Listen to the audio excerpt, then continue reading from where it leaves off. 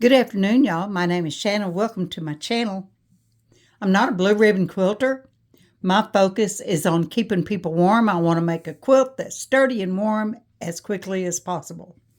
So here's something that I ran into.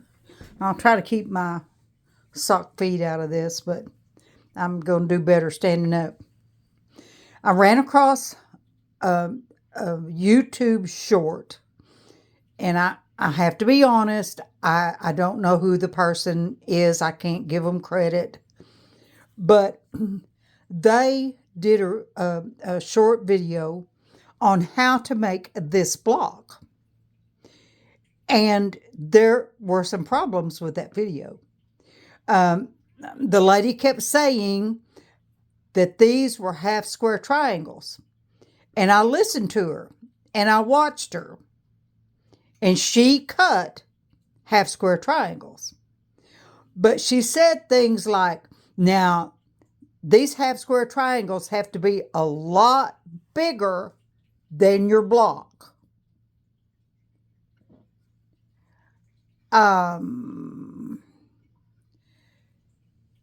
Hers were not this much bigger, but something wasn't adding up. And so I cut several half square triangles and realized with this 6.5 inch block and 6.5 inch half square triangles, there was a major math problem. And I'm not a mathematician. The fact of the business is I quit school in the 10th grade because of geometry. Literally, I quit school in the 10th grade because of geometry. I had failed it 5 times through summer school and everything. I didn't get it. And of course, now here I am at 76, quilting, and the geometry that lingered in the back of my tiny little brain is coming to the surface. So, the problem with her method, a half square triangle, this particular half square triangle is 6.5 inch. This is a 6.5 inch square. If you place this right here, you're going to have 1/4 inch all the way around. There'll be a 1/4 inch seam down the center of the HST, and then there'll be a 1/4 inch allowance all the way around to connect it to whatever you're going to connect it to. This does not work for this. Will never work. Well, I cut like, I don't know, 16 of these. It's okay. I can convert them. What is needed for this block is a 1/4 square triangle. A 1/4 square triangle. If you will look, let's turn this. These 1/4 square triangles fit this block perfectly. And when you fold them out, they make the square in a square. Well, Shannon, what's the big deal? I mean, you just got to trim, right? Wrong. Here's the big deal. Bias. In order for this block to work successfully, you need a straight edge, straight of grain, sewed to your block. With a 1/4 square triangle, this is straight of grain. All 4 of these, the outside that you're going to sew to this, you're going to be putting straight of grain to straight of grain, or you're going to be putting cross grain to cross grain. the bias is on your point, either side of your point.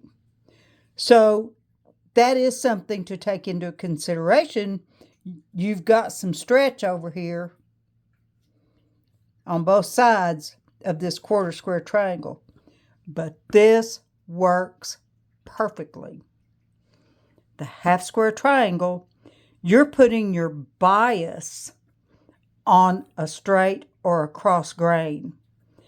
That's a nightmare in the making, simply because you've got a bias against a straight. This puppy is going to stretch and make you miserable and make you want to give up. So, if you see a pattern or instructions or a tutorial for a square in a square with the center square on point, that's going to be a quarter square triangle. And how you get that is you cut your block a 1/2 inch bigger than this block. So if this is a 6.5, this needs to be a 7, and then you make your diagonal cuts.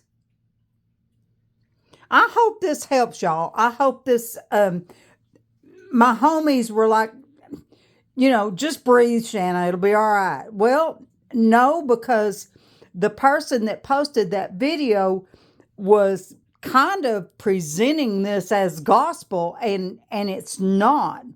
A half square triangle is not going to be a success for this block. You have to have a quarter square triangle.